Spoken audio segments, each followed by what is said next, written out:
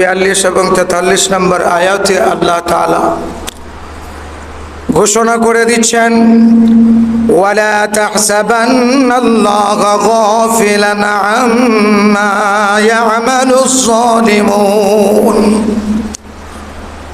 সমস্ত মানব জাতিকে আল্লাহ তাআলা উদ্দেশ্য করে বলছেন, ওয়ালা তাহসাবান্না, তোমরা এই ধারণা করিও না আল্লাহ তাআলার ব্যাপারে গাফিল, আল্লাহ তাআলা বেখবর। তুমি যা করতেছ তোমার কর্মের ব্যাপারে আল্লাহ তাআলা বেখবর, এটা তুমি ধারণা করিও না। কার ব্যাপারে? আল্লাহ তাআলার ব্যাপারে। আল্লাহ তাআলা তুমি কি করতেছ না করতেছ এই খবর আল্লাহ রাখেন না, এরকমটা তুমি মনে করিও না। जो करता है तो चुपके जहाँ से, कोई देखता है तुझे आसमान से।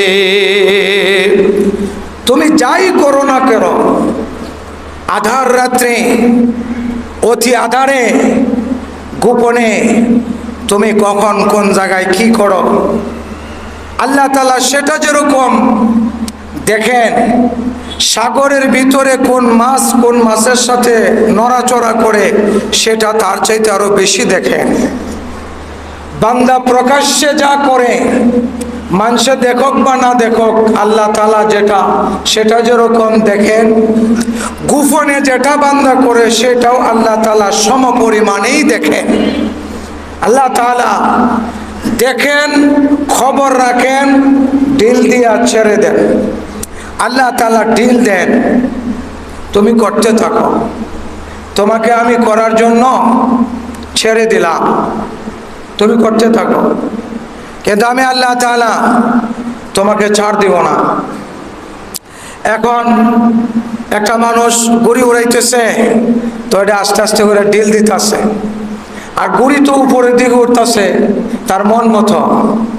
তারপরে এক সময় গড়ির মালিক আস্তে আস্তে করে টান দেয়, টান দিয়াই না তার কাছে ধরে।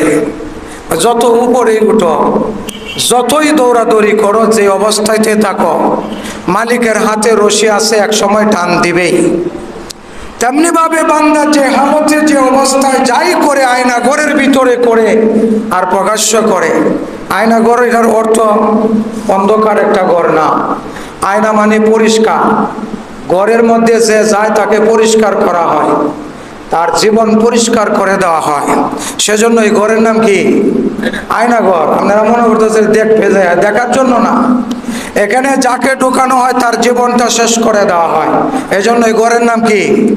আয়না ঘর, পরিষ্কার ঘর। সেই ঘরের মধ্যে কে কি করেছে সেটা আল্লাহ তাআলা যেমনে দেখেছেন, আমরা যা করতেছি সেটাও আল্লাহ তাআলা কি দেখতেছেন। এটা যদিও আল্লাহ তাআলা আল্লাহর রাসূলের উপর নাযিল করেছেন, কিন্তু সমস্ত পৃথিবীর মানুষকে আল্লাহ তাআলা সূরা ইব্রাহিমের এই আয়াতের মধ্যে ঘোষণা দিয়ে জানায় দিয়েছেন, जो करता है तो चुपके जहाँ से, कोई देखता है तुझे आसमान से। যাই তুমি করো, তোমার পৃথিবীর ভিতরে গোপনে প্রকাশ্যে সবকিছুই একজন না একজন দেখতাছে।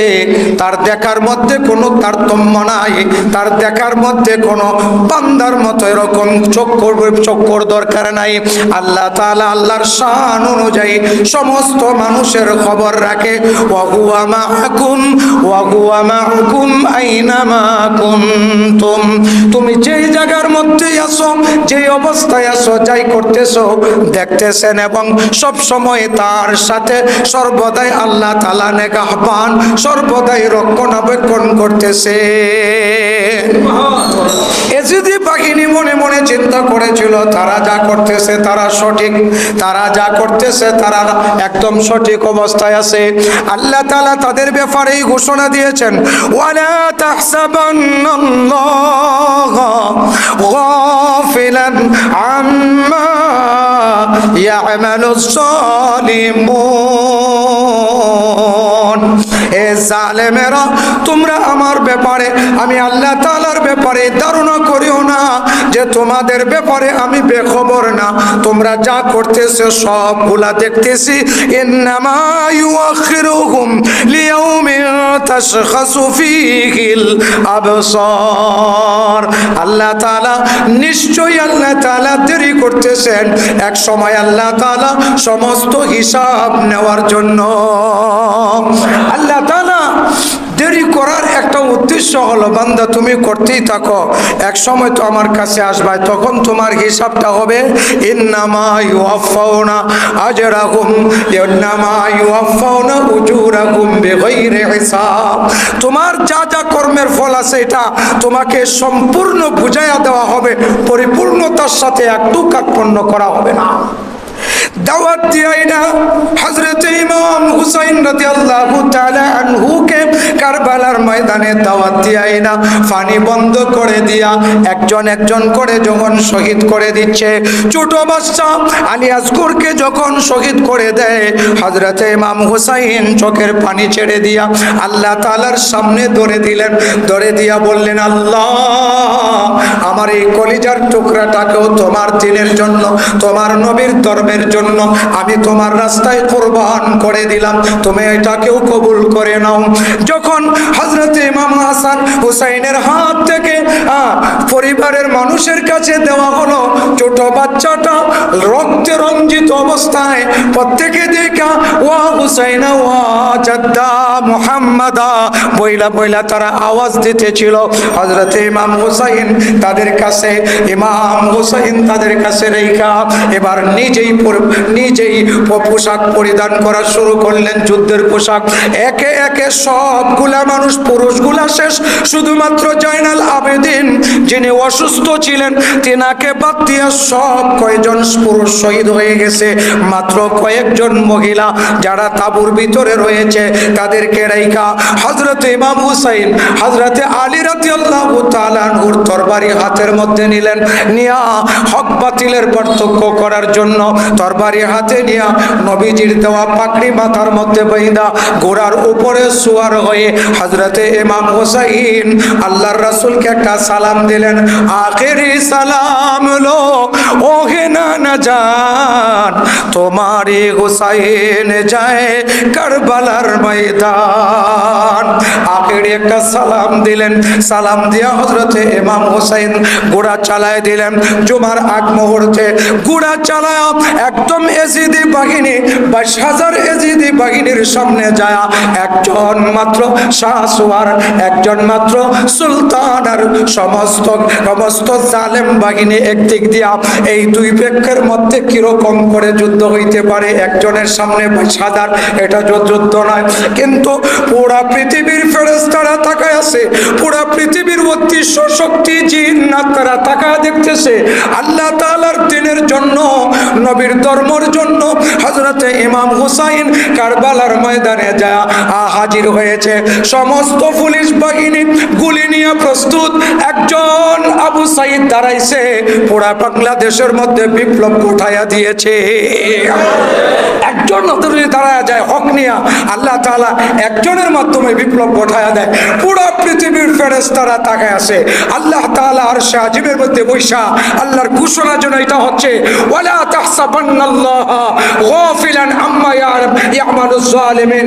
হে ইমাম হুসাইন, আল্লাহ তাআলা যেন এই আয়াত দিয়ে বলতেছে, হে হুসাইন, তুমি এই কথা মনে করিও না আমি আল্লাহ গাফেল, তোমাকেও দেখতেছি, এজিদি বাহিনীকেও দেখতেছি, তুমি তোমার কাজের মধ্যে সফলতায় আগায়া যাও, আমি আল্লাহ তাআলা তোমার সঙ্গেই রয়েছি। সুবহানাল্লাহ। হযরত ইমাম হুসাইন যা তাদের সামনে দাঁড়ায়া এজিদি বাহিনীকে সম্বোধন করে বলেন, ফানসিবুনি ইলাইয়া ওয়ানজুর ইলা নাফসি। হে এজিদি বাহিনী, আমার ব্যাপারে তোমরা একটু শোনো, আমার ব্যাপারে একটু তোমরা তাকায় দেখো, আমাকে একটু তোমরা তাকায় দেখো। আমি কি তোমাদের সাথে যুদ্ধ করতে এসেছিলাম? তোমরা তো আমার কাফেলাকে দাওয়াত দিয়ে এনেছিলা। একই সে মেজবানি, একই সে মেজবানি जवानी बहादुर को बुलाकर এইটা কিরকম মেজবানি ছিল 72 জনকে ডাক দিয়ে আনছো 72 জনকে দাওয়াত দিয়ে এনেছো আয়না তাদের সাথে তোমরা কি আচরণ করেছো এই হযরতে ইমাম হুসাইন তাদেরকে সম্বোধন করে বলতে শুরু করলেন বলেন আমাকে তোমরা তাকায় দেখো তোমরা কি আমাকে চেনো না তবে শুনো শুনো আমার পরিচয় আমি তোমাদেরকে দিয়ে যাচ্ছি আল্লাহ তাআলার সামনে যায় তোমাকে হাজির হইতে হবে তো আমি তোমাদেরকে প্রথমেই বলতেছি আমি হলাম ইমাম হুসাইন হযরতে আলী রাদিয়াল্লাহু তাআলা আনহু শেরে খোদা যার উপাধি আল্লাহর রাসূল দিয়েছেন শেরে খোদা আলীর ছেলে হযরতে ইমাম হুসাইন আমি আর আমার নাম তোমরা প্রতিদিন জুমার দিন প্রতি জুমার মধ্যে খুতবার মধ্যে দাঁড়া তোমরাই বলো একটু পরেও তোমরা বলবা যে দুইজন সরদার আছে যুবকদের সরদার আল হাসান ওয়াল হুসাইন সাইয়্যিদা শাবাবে আহলিল জান্নাহ জান্নাতের দুইজন সরদার তারা হলো হাসান হুসাইন তোমরাই তো বলবা একটু পরে এই কথাগুলো বলতেছেন হযরত ইমাম হুসাইন তারপরে বলেন আমার পূর্বপুরুষের পরিচয় নাও আমার দাদা আমার নানা হলো প্রিয়রা পৃথিবীর হেদায়েতের রাহবর আমার নানা মুহাম্মদুর রাসূলুল্লাহ আর আমার মা খাতুনে জান্নাত হযরতে ফাতেমাতুজ জাহরা আর আমার দাদাদের একজন দাদা যিনি পুরো পৃথিবীকে দেখা দিয়েছেন সাইয়্যিদুশ শুহাদা সমস্ত শহীদদের সরদার হযরতে আমিরে হামজা এই কথাগুলো বলার পরে হযরতে ইমাম হুসাইন বলতেছেন আমার 72 জনের কাফেলার যুবকদেরকে শেষ করে দিয়েছো তারপরেও আমি তোমাদেরকে ক্ষমা করে দিব তোমরা এখনো সময় আছে আমার দাওয়াত তোমরা মেনে নাও আমার নবীর ধর্মের কথা তোমরা মেনে নাও এজিদকে ছেড়ে দাও এজিদ হলো জুয়াখোর এজিদ হলো মদখোর এজিদ হলো নেশাখোর এজিদের পক্ষ ছেড়ে দিয়ে তোমরা হকটাকে মেনে নাও ওয়াকুল জাআল হক ওয়া যাহাকাল বাতিল ইন্নাল বাতিলা কানা যাহুকা হযরত ইমাম হুসাইন এই কথাগুলো বলার সঙ্গে সঙ্গে এজিদি বাহিনীর কিছু মানুষ হযরত ইমাম হুসাইনের দিকে তাকায়া কান্নায় ভেঙে পড়লো কান্নার আওয়াজ এজিদি বাহিনীর মধ্যে শুরু হয়ে গেল কিছু এজিদি বাহিনী যখন কান্না করতেছে এদের মধ্যে থেকে হযরতে হারবোলা হুর বিন ইয়াজিদ সামনে আইসা বলে হুজুর এতক্ষণ ইয়াজিদের পক্ষে যুদ্ধ করতেছিলাম কিন্তু আপনার জবান থেকে যেই কথাগুলো শুনলাম আমার দিলের ভিতরে যেই কুফরি ছিল সেই জুলুমানাক মনোভাব ছিল সেটা দূর হয়ে গেছে আমি যদি আপনার পক্ষে আইসা যুদ্ধ করি তো আল্লাহ তাআলা কি আমাকে ক্ষমা করে দিবে হযরত ইমাম হুসাইন বলেন ওয়ালা তাহসাবান্নাল্লাহা গাফিলান আম্মা ইয়ামালুস সালিমুন আমার আল্লাহ তো গাফেল নয় জালেমদের ব্যাপারে তোমার ব্যাপারেও গাফেল না তুমি যদি আইসা হকের পক্ষে জিহাদ করো তো আমি হুসাইন সাক্ষী দেব তুমি আমার পক্ষে ছিলা আর কিয়ামতের দিন আমার সঙ্গেই তুমি জান্নাতে যাইবা হযরতে ইমাম হুসাইনের সামনে আইসা 1000 সৈন্যের সরদার আইসা নিজের তরবারি উঠাইয়া আবার ইমাম হুসাইনের পক্ষে নারাই দিয়া কারবালার ময়দানে যায় এজিদি বাহিনীর সামনে ঢুকে পড়লেন প্রায় 70 জনের কাছাকাছি এজিদি বাহিনীকে কুসুকুবা কইরা হযরতে হুর বিন ইয়াজিদ শাহাদাত বরণ করেছেন হযরতে ইমাম হুসাইনের কথা শুইনা আরো কয়েকজন মানুষ আইসা ইমাম হুসাইনের পক্ষে শাহাদাত বরণ করেছে এবার হযরতে ইমাম হুসাইন তাদেরকে যখন পুনরায় হুঁশিয়ারি বাণী জানাইলেন আল্লাহ তাআলার দাওয়াত দিলেন হকের কথা বললেন তারা যখন অস্বীকৃতি জানালো তারা যখন ইমাম হুসাইনকে মানতে তারা নিষেধ করলো এরপরে সীমার ঘোষণা দিল আর দেরি নয় ইমাম হুসাইনের সাথে যুদ্ধে প্রস্তুত হয়ে যাও কিছু বাহিনীকে তখন ধমকাইতে শুরু করলো তখন সাদ বিন আমর যিনি হযরতে সাদ ইবনে আবি ওয়াক্কাস রাদিয়াল্লাহু তাআলা আনহুর সন্তান সেই সাদ এজিদি বাহিনীর চিফ কমান্ডার ছিল সেই আমর সাদ আয়েশা যখন হযরত ইমাম হুসাইনের মোকাবেলা করার জন্য কয়েকজনকে সামনে পাঠায় দিল ইমাম হুসাইন আর দেরি করলেন না, আল্লাহর নাম নিয়ে এজিদি বাহিনী জালেমদের বিপক্ষে হযরতে ইমাম হুসাইন তরবারি চালাইতে শুরু করলেন। কিছুক্ষণের ভিতরে তারা ছত্রভঙ্গ হয়ে গেল। 22,000 এজিদি বাহিনী একজনের সামনে দাঁড়ায় থাকতে পারে না। হযরতে ইমাম হুসাইন যুদ্ধ করতেছেন, যেই সামনে আসে সেই মারা যায়। এভাবে যুদ্ধ করতে করতে মাঠ খালি হয়ে গেল। ইমাম হুসাইন চলে গেলেন পানির কাছে যা গুড়া থেকে নাইমা যখন পানি হাতে নিলেন মুখের মধ্যে দিবেন, এমন সময় তাকা দেখেন পানির মধ্যে নিজের সন্তানের চেহারা বৈশা উঠছে। হযরতে আলী আসগর যেন পানির জন্য বলতেছে, আব্বা জান আমি তো পানি খাই নাই, আমি তো পানি পান করি নাই, আপনি কেন পান করবেন? হযরত ইমাম হুসাইন পানিটা নিয়ে ছেড়ে দিলেন। ছেড়ে দিয়ে আবার ঘোড়ার উপর সওয়ার হয়ে আবার যুদ্ধের ময়দানে যা যুদ্ধ করতে করতে এক পর্যায়ে কাফেলার কাছে আসলেন। কাফেলার মানুষগুলা হযরত ইমাম হুসাইনের অপেক্ষায় আছে। যুদ্ধ করতে করতে আবার কাফেলার ভিতরে আসলেন।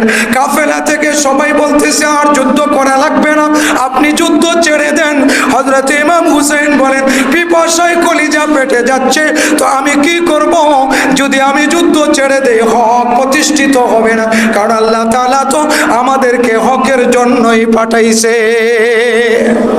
হযরত ইমাম হুসাইন কিছুক্ষণ রেস্ট কইরা ঘোড়ার উপরে তাইকা তাদেরকে বুঝ দিয়া হযরতে জয়নাল আবদিনকে কুলে নিয়া একটা চুমু দিয়া বললেন, আমি চলে যাচ্ছি, তবে শোনো শোনো, আমার জয়নাল আবদিনের কিছুই হবে না।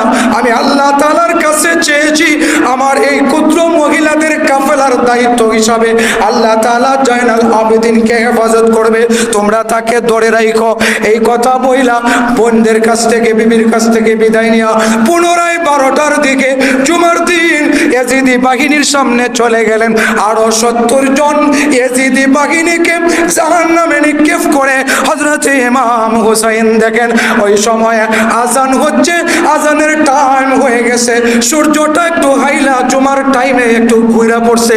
হযরতে ইমাম হুসাইন অমনে আওয়াজ দিয়ে বলেন, হে এজিদি বাহিনী, তোমরা দেখো ঘড়ির, তোমরা এখন টাইম দেখো, সূর্য হেলে গেছে, জুমার টাইম হয়ে গেছে, নামাজের সময় হয়েছে, আমাকে জুমার নামাজ আদায় করতে দাও। এই কথা বললে তরবারি যখন নিচু রাখলেন, এমনি ইয়েজিদি বাহিনীর একজন তীর মারে হযরত ইমাম হুসাইনের কপালের মধ্যে আইসা বেদ কইরা মাথার ভিতরে ঢুইকা যায়। হযরত ইমাম হুসাইন টান দিয়া তীরটা নিক্ষেপ করে দেন, অমনি কপাল দিয়া বাইয়া বাইয়া রক্ত পড়তে শুরু করলো। ইমাম হুসাইন আস্তে করে ঘোড়া থেকে নেমে গেলেন।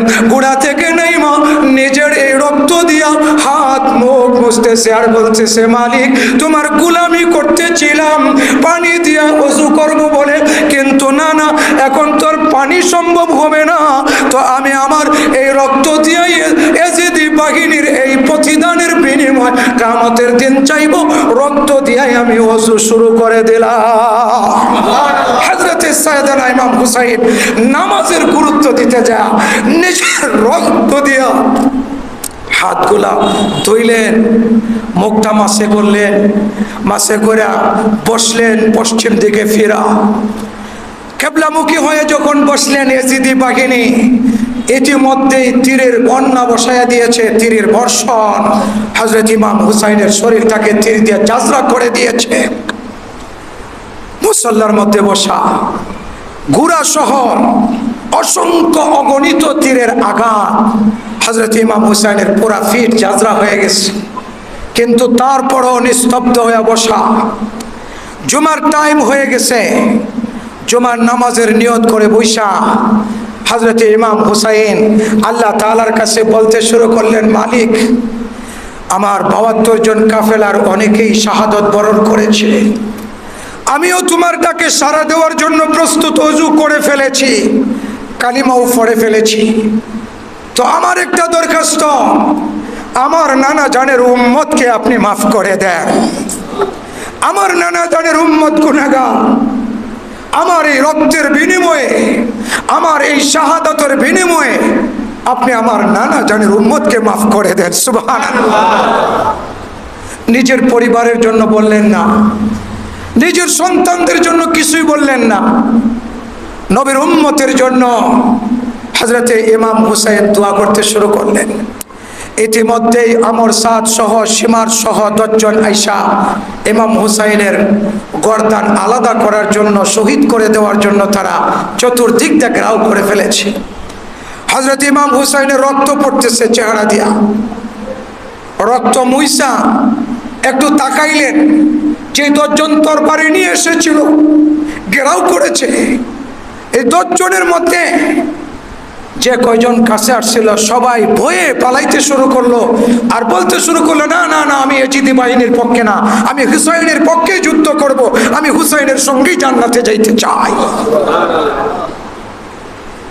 চলে গেল তারা। হযরত ইমাম হুসাইন বসে পড়লেন, আস্তে আস্তে করে ধীরে ধীরে জর্জরিত হয়ে হযরত ইমাম হুসাইন দইলে পড়তেছেন। এমন সময় সীমার আইসা ইমাম হুসাইনের কাছে আইসা বুকের মধ্যে বসে পড়লো ধাক্কা দিয়ে ফেলাইয়া। হযরত ইমাম হুসাইন বলেন, আমাকে একটু নামাজ পড়তে দাও। সীমার তখন ধমক দেয়। হযরত ইমাম হুসাইন বলেন, ও সীমা, তোমার বুকটা একটু দেখাও, তোমার চেহারা দেখে আমি বুঝতে পেরেছি আমার নানা জান যে ইশারা করে গেছেন তুমি সেই ব্যক্তি। সীমার তখন নিজের বুকটা খুলে দিল। ইমাম হুসাইন দেখেন তাহাজ্জুদের সময় নবীজিকে দেখেছিলেন স্বপ্নে, নবীজি আলামত বলে গেছেন, সেই দুটো আলামত সীমারের মধ্যে আছে। হযরত ইমাম হুসাইন মুস্কি হেসে দিয়ে বললেন, হ্যাঁ, তুমি আমাকে শহীদ করতে পারবা, কারণ আমার নানা বলে দিয়ে গেছেন। সীমার তখন বুকের উপর বৈশা ইমাম হুসাইনের গলার মধ্যে ছুরি চালা গলাটাকে আলাদা করে দেয়। কয়েকজন জালেম আইসা ইমাম হুসাইনের বিভিন্ন জায়গার মধ্যে তরবারিতে আঘাত করে বিভিন্ন জায়গা কেটে দেয়। হযরত ইমাম হুসাইনের কাপড়টা নিয়ে ছিঁড়া ফাইরা তারা মিছিল আর উল্লাস করতে থাকে। এদিক দিয়া পুরা কাফেলা কান্নায় বেশে পড়ে। আল্লাহ তাআলা পুরা পৃথিবী তখন অন্ধকার করে দেয়। আল্লাহ তাআলা পুরা পৃথিবীকে অন্ধ করে দেয়। বৃষ্টির কুয়াশা, বৃষ্টি পড়তে থাকে অল্প অল্প করে। এই অবস্থায় ইমাম হুসাইন রাদিয়াল্লাহু তাআলা আনহু দিনের জন্য এজিদি জালেম বাহিনীর হাতে শহীদ হয়ে যান। এজিদি বাহিনী তখন উল্লাসে মাইতা পড়ে। কিছুক্ষণ পরে এজিদি বাহিনী বলে, যারা যারা তোমরা আসো গুঁড়ো সোয়ান, তাদের যে 70টা লাশ আছে তাদের লাশগুলোকে একত্রিত করা, তাদের লাশগুলোকে গুঁড়া দিয়া পাড়ায়া বালুর সাথে মেশায়া দাও, আর আমাদের লাশগুলো একত্রিত করো। লাশগুলার উপর গুঁড়া চালাইতে শুরু করো। নির্মম ইতিহাস রচিত হয়, কালিমা ইতিহাস, কারবালার ইতিহাস। এরপরে ইমাম হুসাইনের কাফেলার দিকে এজিদি বাহিনী আগায় যায়। ওয়া আখিরু দাওয়ানা আলহামদুলিল্লাহ।